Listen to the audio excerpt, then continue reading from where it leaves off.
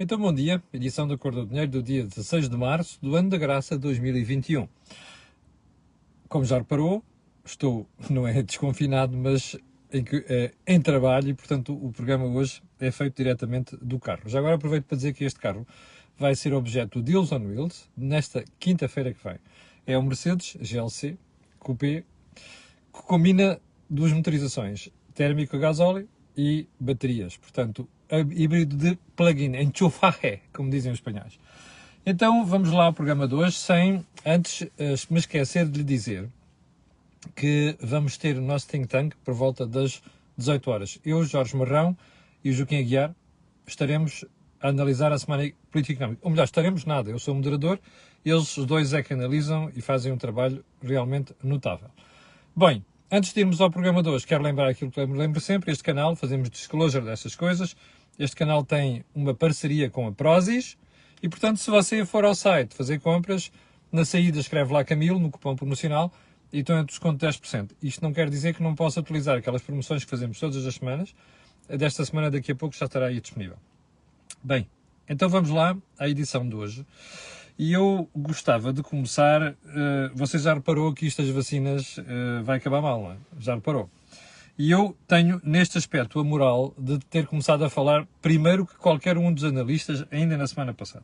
Eu já vou a isso, mas queria só ir ao período de ordem do dia para ir buscar aqui algumas questões que merece pensar. Eu não sei se você tem esta experiência. Eu vivi na Raia durante muitos anos e quando ia à Espanha tinha sempre a sensação que os produtos básicos que eu comprava no supermercado eram mais baratos que em Portugal. Eu tenho essa convicção ainda hoje. E quando vou à Espanha, sei muito bem quais são os supermercados onde tenho que ir.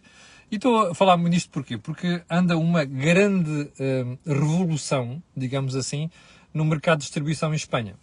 Com novos operadores e com uma guerra brutal entre eles. Sabe quem é que ganha? Não sabe. O consumidor. E estou a falar disto porque ontem vi uma entrevista ao presidente da Aldi em Espanha. A Aldi, como sabem, é uma das maiores cadeias de low cost na Europa, com origem na Alemanha. A outra é o Lidl, depois ainda há o grupo Tengelmann, enfim. Mas os alemães são os campeões do low cost na distribuição na Europa. E estava a olhar para aquilo e a pensar assim, temos a Mercadona numa grande expansão, temos novos operadores e temos a Aldi a concorrer. Só vai ganhar o consumidor, ponto final. Gostava muito de ver isto em Portugal. Então vou hoje tratar da capa do Público de Domingo. Eu ontem não tratei, porque primeiro percebi que não ia ter tempo, em segundo lugar estava um bocado chateado com isto tudo e não gosto às vezes de ser desagradável. O Público foi buscar esta capa de, alegadamente, eu não sei se é mesmo assim, é irrelevante, de ao que tudo indica, terrorista ou alguém dos movimentos de libertação em Angola, em 1961, ou logo foi, ou 64, a ser queimado. E depois trouxe como guerra colonial 60 anos depois, continua a ser difícil falar da violência. E depois tem por baixo a análise do historiador Manuel Loff. Bom, primeira pergunta. O que é que leva um jornal, para falar de guerra colonial, a ir pôr uma fotografia destas na capa? Vamos ver se nos entendemos. Uma guerra é uma guerra. Ponto final. Não há santos de um lado e não há santos do outro. Percebe? Uma guerra traz sempre ao de cima o pior que a natureza humana tem. Seja de esquerda, seja de direita, seja racista, seja outra coisa qualquer. Traz sempre ao de cima o pior. Nos anos 90, nós tivemos uma limpeza étnica na Europa, coisa que pensámos que não voltaria a acontecer depois da Segunda Guerra Mundial. E aconteceu. Porquê? Porque o homem, H grande, eu estou-me a marimbar para questões de género, porque o homem é homem. Porque o homem tem dentro de si vários sentimentos, uns de desprezíveis e outros muito nobres. A guerra traz sempre ao de cima a irracionalidade. Não há. Ninguém pensa.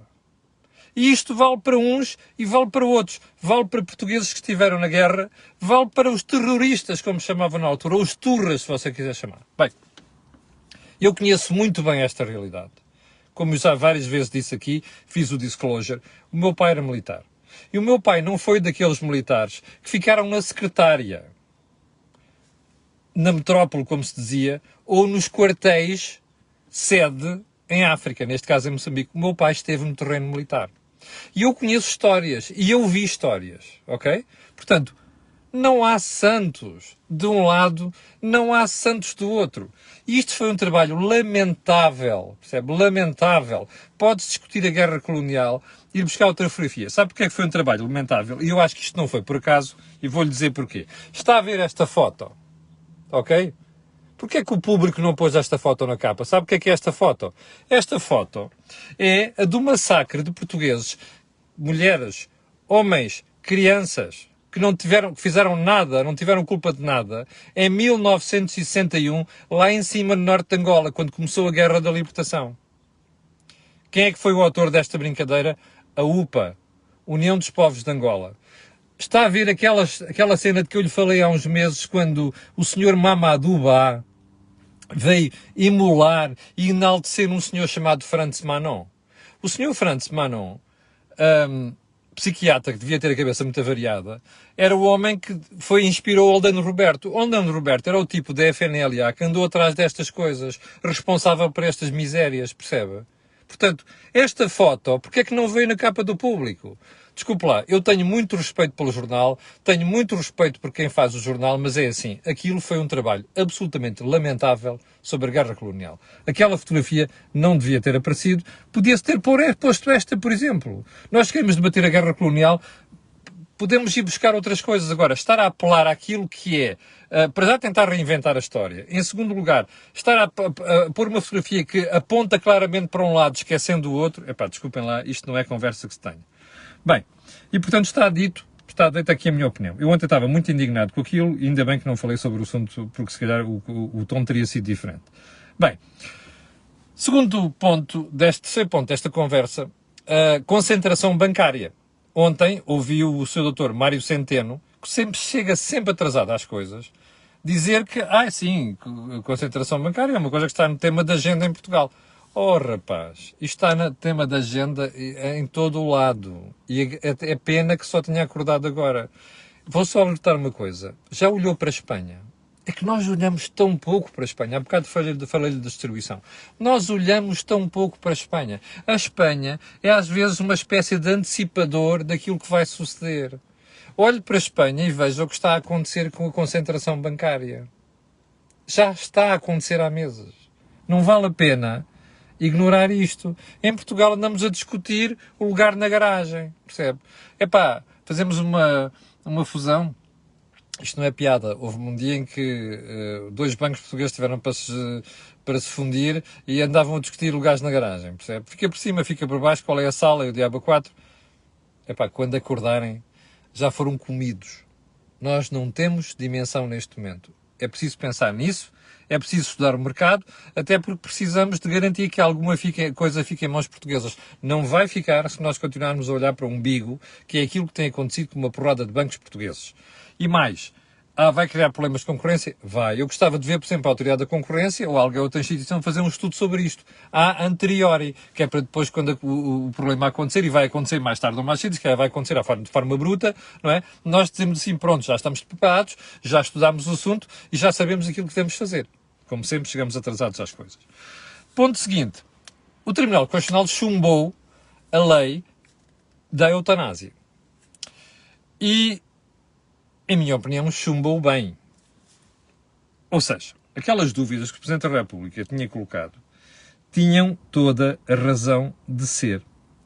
E eu vou recordar que, entre essas dúvidas, estavam questões como tentar perceber o que é que estava ali a discutir. O Presidente da República pediu a fiscalização da constitucionalidade de forma muito esperta, não questionando se aquele artigo diz que o direito à vida é inviolável na Constituição, devia proibir qualquer lei, mas colocou em relação a uma questão concreta, o que é que queria dizer lesão definitiva de gravidade extrema. Ora, o Tribunal Constitucional analisou esta questão e diz, de facto, que aquilo não é conforme à Constituição. E porquê? Porque a formulação está demasiado aberta. Só que o Tribunal Constitucional foi mais longe. Em primeiro lugar, o Presidente da República tinha razão na forma como se citou a questão. Aliás, eu na altura também referi aqui que achava que ele tinha toda a razão no assunto. Aliás, Marcelo Rebelo de Sousa é um eminente constitucionalista. E, portanto, quando algumas coisas acontecem em Portugal e passam, desculpe lá, passam porque Marcelo não está para se chatear, porque ele sabe muito bem o que é que pode fazer até onde é que pode ir. Bem, voltando à questão da constitucionalidade, o Tribunal Constitucional foi mais longe e disse uma coisa, antecipou um debate que vem aí, mais tarde ou mais cedo, que é a história do... Por isso é que o CDS, PP, através de Francisco Ramos, devia ter algum cuidado nas declarações públicas que fez. E o que é que diz o Tribunal Constitucional? Há ali uma frasezinha, que para mim é a frase do ano, não é uma frase da semana, é a frase do ano, fica já dita aqui a minha opinião. Diz assim: o direito à vida não pode transfigurar-se num dever de viver em qualquer circunstância. Ou seja, isto abre a porta a que a lei da eutanásia seja aprovada no futuro, se aquilo estiver muito bem formulado e com o critério definido, porque o Tribunal Constitucional acha que aquele artigo não é excluente, não sei como é que se diz isto, ou seja, não exclui a possibilidade de ter uma lei que prevê a eutanásia. Ora, isto abre a porta claramente à aprovação de uma lei mais ampla no futuro. Bom, é bom ou mau? Não sei, não me vou meter nisso aqui, não sou especialista nestas matérias, em ciências da vida, e portanto não é discussão que eu quero fazer aqui nesta situação. Vamos então à agenda de hoje. Vacinas. Um ponto prévio. Eu comecei a falar disto esta semana passada, porque já estava mesmo a antecipar o que ia acontecer, que é a história da suspensão generalizada da vacina da AstraZeneca. Ontem chegou a vez de Portugal. Vamos lá pôr isto como deve ser, que é para não haver mais pequena dúvida. Eu sei que já expliquei isto, e já expliquei isto de forma muito clara, mas, como parece-me que existem ainda umas pessoas que não perceberam ainda qual é a posição, eu vou dizer: eu não sou cientista, não sou médico, não sou investigador, não sou especialista em vacinas, não sei nada sobre biologia nem sobre medicina, a não ser aquilo que o cidadão comum sabe, ok? Portanto, eu nestas matérias confio só na ciência. Não é eu acho que, eu penso que. Percebe? Eu confio na ciência. E a ciência é feita por homens, ok? Homens e mulheres, ok? Que trabalham nisto. Ora, os homens e mulheres que trabalham nisto ainda não encontraram isto, do ponto de vista científico, que diga assim: aquela vacina é perigosa. Porquê? Porque provoca estes coágulos, não sei quê, e trombose, e o rei que os parta. Percebe? Ninguém disse isto. O que é que isto quer dizer? No dia em que me disserem isto, eu virei aqui dizer: sim senhor, então faz sentido. Mas não disseram. Pelo contrário. Estava a ver ainda uns dados hoje de manhã de gente que trabalha em ciência a dizer assim: os coágulos, ou seja, os trombos, trombos, não são nestes casos superiores de gente vacinada àquilo que acontece em termos gerais. Não são. Então, se não são, mandava à prudência que não se fizesse isto. Mas depois veio a França, veio a Alemanha, veio quem mais? A Holanda, a Áustria, esta gentalha toda, dizer: não, deixa lá parar isto por precaução. Isto é problema de gente rica, como eu costumo dizer. Percebe? Só pode ser. Se a ciência não disse que há um problema, nós não podemos criar um problema. Nós, meaning os cidadãos, / os políticos. Mas é esse problema que está a acontecer. E para aqueles que andam para aqui todos os dias com comentários, com alguns quase insultuosos, como sabe, eu estou a marimbar para os insultos, seja de fofinhos, seja de outros quaisquer. Pá, é assim, há um peditório para o qual não dou, que é o terceiro disclaimer que vou fazer aqui. Eu tenho um desprezo profundo pelos movimentos anti-vacina. Percebe? Profundo. E vou-lhe dizer porquê. Eu vivi em África, no interior, eu sei o que é o drama de não haver vacinas. As crianças e as pessoas que morrem como tordos porque não há vacinas.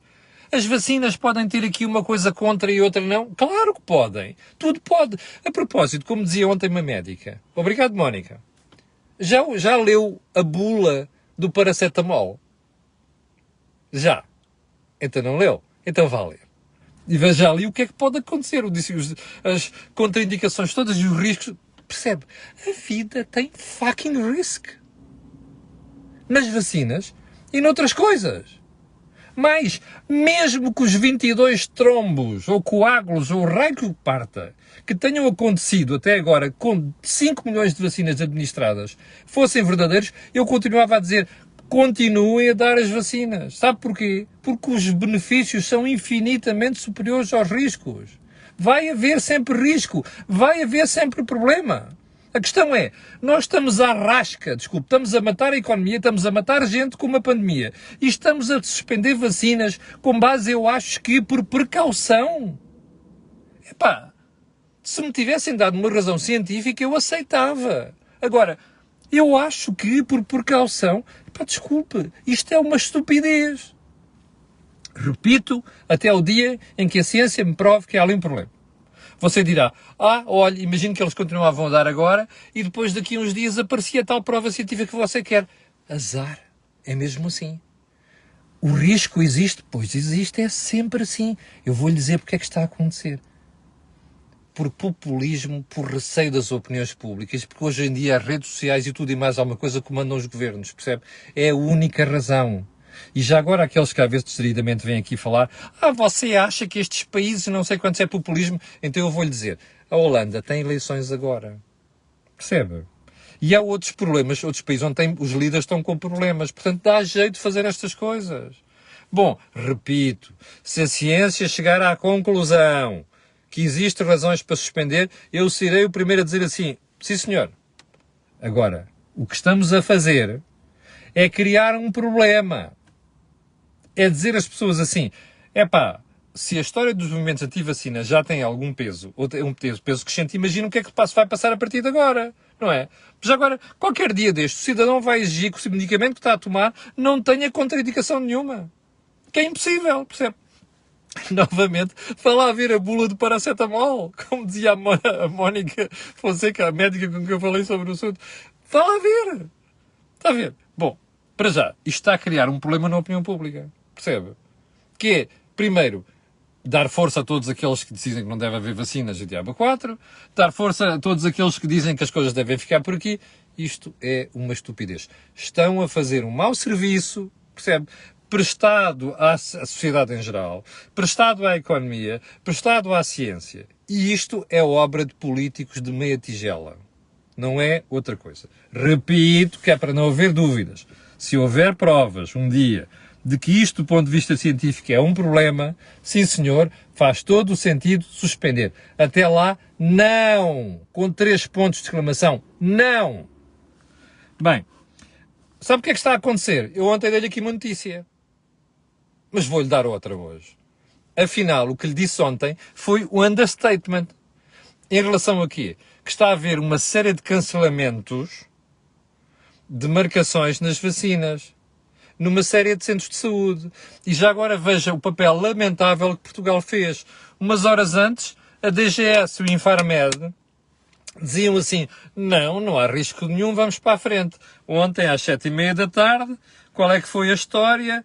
Olha, eu digo-lhe já qual foi a história, que é para citar mesmo os nomes e chamar os bois pelos nomes. Rui Ivo, presidente do Infarmed, que às vezes fica a pensar se não faz mais fretes aos políticos que outra coisa qualquer, que diz assim, é o princípio da preocupação em saúde pública. Princípio da precaução, com base em quê? Com normas técnicas, que é aquilo que o Infarmed se devia ter? Não, com base em politiquice. Olha que chatice, sabe o que é que aconteceu ontem? Eu vou-lhe dizer. O governo ficou com medo. Começou a ver todos os países ao lado a tomarem decisões. Estamos sozinhos. Se hoje houver um problema qualquer, vão cair em cima de nós. Vão-nos fritar. Portanto, ao pessoal da DGS, digam lá se faz favor que a gente suspende isto. Agora repare, quem já levou a primeira dose, o que é que vai acontecer? Quantas semanas? Ontem eu vi São Almirante Gouveia e Mel dizia que isto atrasa 2 semanas. Professores já não vão ser vacinados. Está a ver as escolas a começar? Está a ver as escolas a começar? Ok? Está a ver os alunos na rua? Está a ver os pais na rua? Está a ver as pessoas na rua? Está a ver os auxiliares na rua? O que é que vai acontecer? Desconfinar? Suspender vacinas? Desculpem. Isto é uma estupidez. Feito com base nos dados que existem neste momento, é uma estupidez. Ponto seguinte. Ponto seguinte, nada. Já estamos com 20 minutos, não vale a pena, 21 minutos, 20 minutos, já não vale a pena estar a prolongar isto, eu não quero abusar de si. Amanhã voltarei aos outros temas, que é, porque alguém me disse assim, você não analisou o plano do governo na semana passada. Eu queria fugir daquilo, não é plano nenhum. Mas amanhã explicarei porquê. Já sabe, às 8 horas temos Think Tank, às 8.700 pessoas estão em direto, quero agradecer a sua paciência e quero pedir aquilo que peço sempre, a si e aos outros. E aqueles que vão ver, aliás, que é colocarem um gosto e fazerem partilha nas redes sociais, já percebeu porquê, aquilo que houve aqui não houve em mais sítio nenhum. Obrigado, com licença, e até logo às 8. E para aqueles que vêm com o dinheiro apenas versão matinal, até amanhã, às 8 da manhã.